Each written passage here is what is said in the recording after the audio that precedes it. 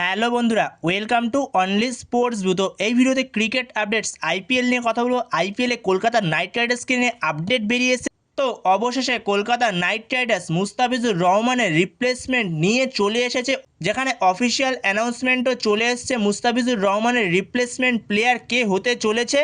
তো ভিডিওর থাম্বনেল দেখে তোমরা নিশ্চয়ই বুঝতে পারছো, তো সেই বিষয়টা নিয়ে আমরা এই ভিডিওতে আলোচনা করব। তো ভিডিওটি সবাই শেষ পর্যন্ত দেখতে থাকো, আর চ্যানেলে নতুন হয়ে থাকলে চ্যানেলটি সাবস্ক্রাইব করে পাশে থাকা বেল আইকনটিকে অন করে পাশে থেকো। তো সেই জায়গাতে কলকাতা নাইট রাইডার্স এই মরশুমে অকশন থেকে কিনেছিল মুস্তাফিজুর রহমানকে।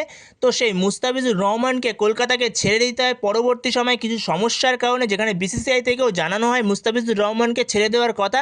তো সেখানেই পরবর্তী সময় কেকেআর মুস্তাফিজুর রহমানকে ছেড়ে দেয়। তো সেখানেই সবার প্রশ্ন ছিল যে মুস্তাফিজুর রহমানের রিপ্লেসমেন্ট প্লেয়ার কাকে আনতে পারে কলকাতা নাইট রাইডার্স। তো এটা শিওর ছিল যে ওয়ার্ল্ড কাপের দিকে নজর রাখবে কলকাতা নাইট রাইডার্স, ওয়ার্ল্ড কাপের আগে কোনো রিপ্লেসমেন্ট নেবে না। ওয়ার্ল্ড কাপ শেষ হলেই কলকাতা নাইট রাইডার্স রিপ্লেসমেন্ট দেখবে, যেখানে ওয়ার্ল্ড কাপে কে কীরকম ভালো বোলিং করে তো সেই বুঝে কলকাতা নাইট রাইডার্স রিপ্লেসমেন্ট প্লেয়ারটা নেবে।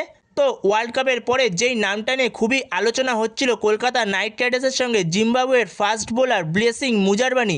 তো সেই ব্লেসিং মুজারবানিকেই অবশ্যই কলকাতা নাইট রাইডার্স কনফার্ম করে ফেলেছে এবং অফিসিয়াল অ্যানাউন্সমেন্টও করে দিয়েছে। তো সেই জায়গাতেই মুস্তাফিজুর রহমানের রিপ্লেসমেন্ট প্লেয়ার হিসেবে কলকাতা নাইট রাইডার্স ব্লেসিং মুজারবানিকে সাইন করিয়ে নিয়েছে। তো সেখানে ব্লেসিং মুজারবানি কেকেআরের জন্য ভালো একটা অপশান, যেখানে সে মেনলি পাওয়ার প্লে এবং মিডিল অর্ডারে সে যথেষ্ট ভালো এফেক্টিভ বোলিং করে, যেখানে হয়তো ডেথ ওভারে অতটা স্পেশালিস্ট না ব্লেসিং মুজারবানি, যেটা হয়তো মুস্তাফিজুর রহমান আনতে পারতো সেইটা হয়তো ব্লেসিং মুজারবানি আনতে পারবে না ডেথ ওভারে অতটা। ডেথ ওভারে সে কিছুটা হলেও মার খেতে পারে, যেখানে কেকেআরের কাছে রয়েছে মাথিসা পাথিরানা। তো মাথিসা পাথিরান সে হয়তো প্রথম দিকে 3-4টে ম্যাচ মিস করবে, কিন্তু তারপরে সে চলে আসবে এবং ফিটও হয়ে যাবে আশা করছি। তো সেখানে পাথিরানা ফিট হয়ে গেলে সে তখন অবভিয়াসলি ফার্স্ট 11-এ চলে আসবে। তো সেখানে ব্লেসিং মুজারবানি তখন ব্যাকআপ হিসেবেই থাকবে, কিন্তু প্রথম দিকের কয়েকটা ম্যাচ ব্লেসিং মুজারবানি অবশ্যই চান্স পাবে, কারণ যেহেতু পাথিরানা নেই তো পাথিরানা প্রথম দিকের কয়েকটা ম্যাচ অবভিয়াসলি মিস করবে। সে এখনও পুরোপুরি যেহেতু ফিট হয়নি, তার যোগ দিতে কিছুটা হলেও দেরি হবে কেকেআর টিমের সঙ্গে। তো সেখানে ব্লেসিং মুজারবানির সাইনিংটা যথেষ্ট ভালো একটা সাইনিং কেকেআরের জন্য, যেখানে সে আগের বছর আরসিবি টিমে ছিল।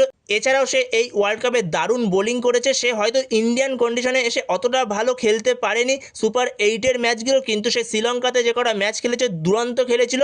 তো সেখানে খুব একটা খারাপ খেলেনি, ইন্ডিয়াতে এসে হয়তো উইকেট সেরকম পায়নি পরবর্তী সময়, কিন্তু ভালোই বোলিং করেছে, যেখানে ইকোনমি মেনটেন করেই বোলিং করেছে। তো যথেষ্ট ভালো একটা সাইনিং এই ব্লেসিং মুজারবানি কেকেআরের জন্য।